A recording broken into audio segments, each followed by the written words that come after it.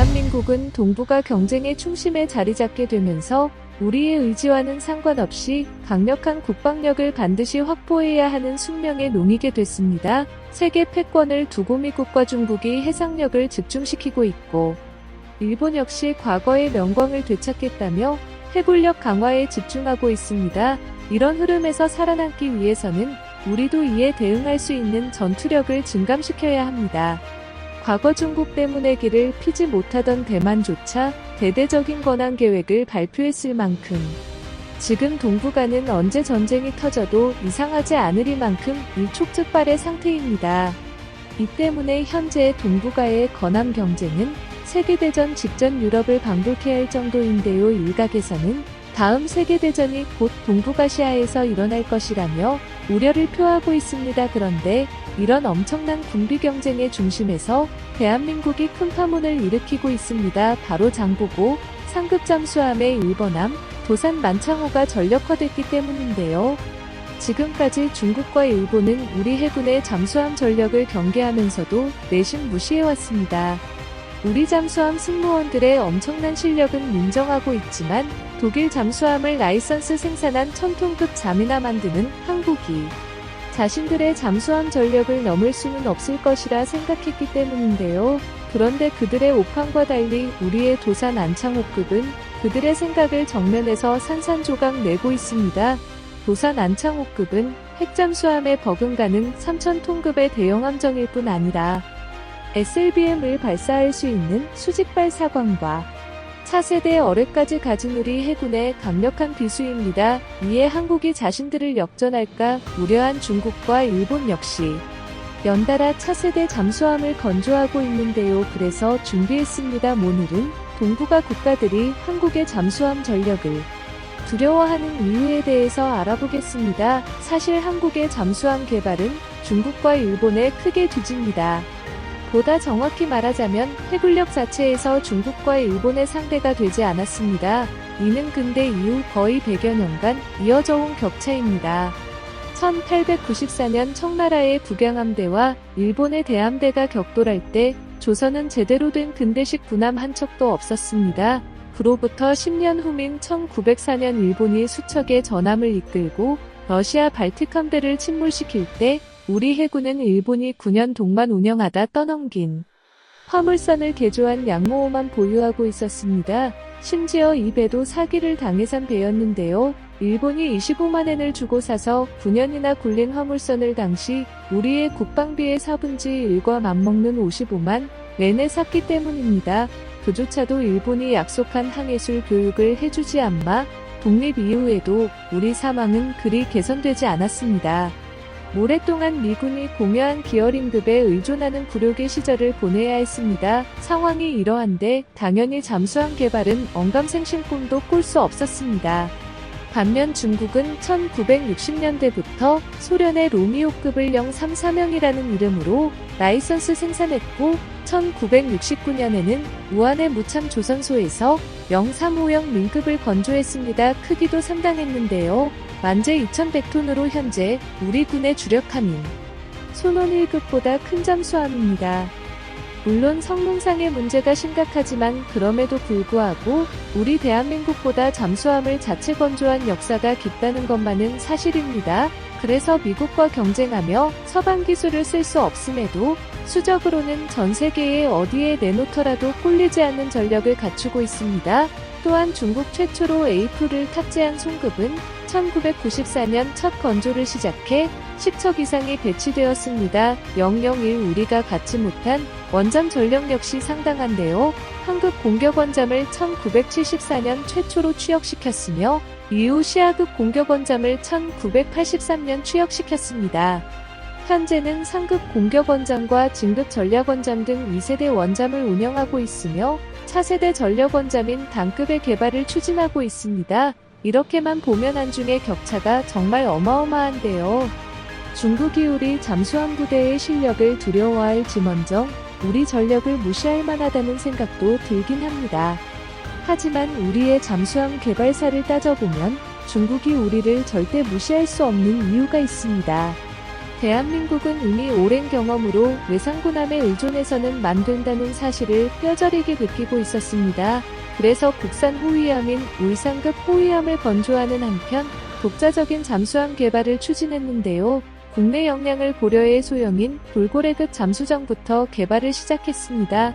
하지만 이조차도 여의치 않았는데요. 예산이 마땅치 않아 사업을 진행할 수 없었기 때문입니다. 결국 각고의 노력 끝에 1983년이 돼서야 국내 최초의 군용 잠수정민 돌고래급을 취역시킬 수 있었습니다. 만재 배수량 166톤에 10명의 선원이 승선할 수 있던 소형함이었습니다. 같은 해 중국이 SLBM을 탑재할 수 있는 시아급을 취역시켰다는 것을 생각하면 이는 정말 절망적인 격차였습니다. 당시 한국인들조차 우리가 중국이나 일본을 따라잡을 수 있을 것이라 생각하지 못했을 정도입니다. 하지만 1990년대에 접어들면서 그 누구도 예상하지 못했던 엄청난 격변이 일어나기 시작했습니다. 그것은 바로 한국인 특유의 손재주와 노력, 그리고 다른 나라에 없는 우리 손으로 우리나라를 지키자는 강력한 자주국방에 대한 의지가 시너지를 일으키며 한국의 잠수함 전력은 미친듯이 성장하기 시작했습니다.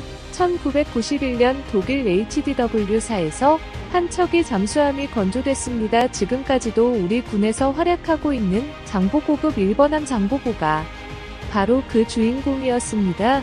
209급 잠수함은 세계적으로 50척 이상이 팔려나갔을 정도로 독일이 자랑하는 베스트셀러인데요. 대한민국은 이 장보고급의 2번함 및 2천함을 1992년 진수하는 것을 시작으로 본격적인 잠수함 전력 건설에 들어갔습니다.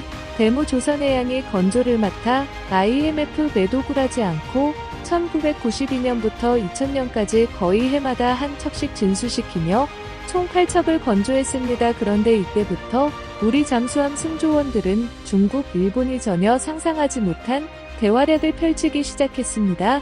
태평양에서 벌어지는 국제해상합동훈련인 림팩에 나갔다 하면 대성과를 거두기 시작했는데요. 그러자 현 잠수함 사령부인 구전단에 대한 국민들이 성원이 점차 커지기 시작했고 그만큼 잠수함 국산화에 대한 국민의 의지가 강해지기 시작했습니다. 그래서 2000년대 들어 우리 해군은 당시 정부가 추진하던 대양해군과 맞물려 엄청난 계획을 준비하기 시작했는데요. 바로 프랑스의 바라쿠다급과 유사한 4,000톤급 원자력 잠수함을 건조하자는 계획을 세운 것입니다. 그러나 여러 이유로 사업 계획이 유출되며 우리의 의지와는 상관없이 외세의 압력으로 사업이 백지화되고 말았습니다. 이후 2005년 우리 해군은 독일제 214급을 기반으로 한 국산 잠수함 도입을 결정했는데요. 이때 선정된 214급은 200톤 수준 및 209급보다 대형화된 1800톤급 잠수함입니다. 독일이 가장 앞서던 공기부료 추진체계 에이프를 도입해 장보고급보다 작전기간과 정숙성이 크게 늘어났습니다. 또 장보급에는 없는 어뢰 재장전 장치와 어뢰 적재 해치가 설치되어 있어 전투 수행 능력이 더 뛰어납니다. 또한 사거리 1000km급 국산 순항미사일을 탑재해 단순히 적함을 공격하는 역할뿐 아니라 기습적으로 나타나 적의 핵심 시설을 타격할 수 있도록 건조됐는데요. 기존의 장보고급을 건조했던 대우조선해양뿐 아니라 현대중공업까지 건조에 참여하면서 본격 전민 경쟁체제가 자리 잡으며 잠수함 개발이 가속화하기 시작했습니다. 하지만 본격적인 국산화가 이루어지면서 그만큼 문제도 속출하기 시작했습니다. 이는 어찌 보면 당면한 결과라 할 수 있습니다. 그동안 우리 대한민국은 국산화라는 명목말에 무리하게 국산화율을 올리면서 부작용이 생겼기 때문입니다. 2011년에는 잠수함을 고정하는 볼트가 부러지면서 잠수함 납품 비리가 드러났고 이를 보강했음에도 소음이 늘었습니다. 그런데 문제는 이게 시작이었다는 것입니다. 손원 1급의 원본이 되는 214급의 심각한 설계 결함으로 소음이 기준 이상으로 발생하는 문제가 생겼는데요. 214급을 구매한 또 다른 국가인 그리스 역시 같은 문제를 겪었습니다. 한국은 이 문제를 해결하는데 무려 3년이나 걸렸다는 것이 국정감사에서 드러나기도 했는데요. 하지만 한국인의 끈질긴 집요함으로 비리와 설계 결함을 닦고 문제를 개선하는 데 성공의 전력화를 달성하는 데 성공했습니다. 이 일의 계기로 한국의 잠수함 건조 기술력은 아직 부족하다는 것을 드러냈습니다. 또한 당시 이 사건으로 한국 해군은 여론의 많은 비난을 받아야 했습니다.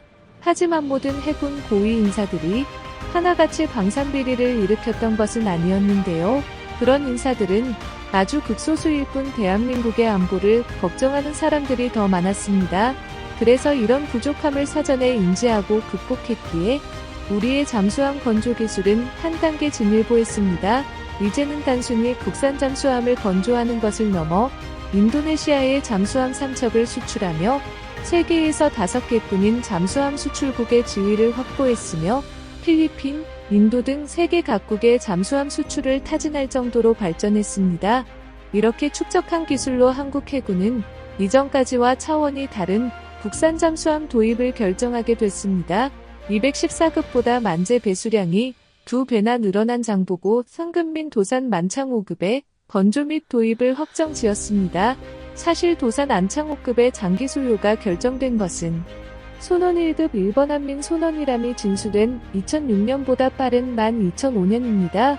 하지만 기술 부족과 정확한 체급의 문제로 사업의 윤곽이 드러나는데 상당한 시간이 걸렸는데요. 손원 1급의 문제가 거의 해결된 2014년에 가서야 본격적인 건조를 시작했습니다. 이 말은 그만큼 건조에 필요한 기술력이 상당하다는 뜻이기도 합니다. 그런데 한국은 여기서 또 다른 옵션을 추가했습니다. 바로 국산화율을 크게 높인다는 것이었습니다. 30 중반에 불과하던 국산화율을 무려 76까지 높이기로 했는데요. 소나 스크류, 타일 등 잠수함의 핵심 장비들을 거의 모두 국산화로 추진했습니다. 그중 무엇보다 수직발사관이 탑재됐다는 것이 아주 중요합니다. 도산만 창호급을 건조함으로써 대형 잠수함과 SLBM을 발사할 수 있는 수직발사관을 동시에 확보할 수 있는데 이는 소형 원자로만 완성된다면 당장이라도 전략 원잠을 확보할 수 있다는 말과 같습니다. 그리고 상황이 이렇게 되자 주변국인 중국과 일본은 난리가 났습니다. 특히 중국은 큰 충격을 받았습니다. 잠수함을 개발하고 건조한 지 거의 60년이 된 중국을 본격적으로 잠수함을 개발한 지 불과 30년밖에 만든 한국이 따라잡은 것입니다. 심지어 잠수함의 정숙성이라는 측면에서는 이미 한국은 중국을 추월했을 정도입니다.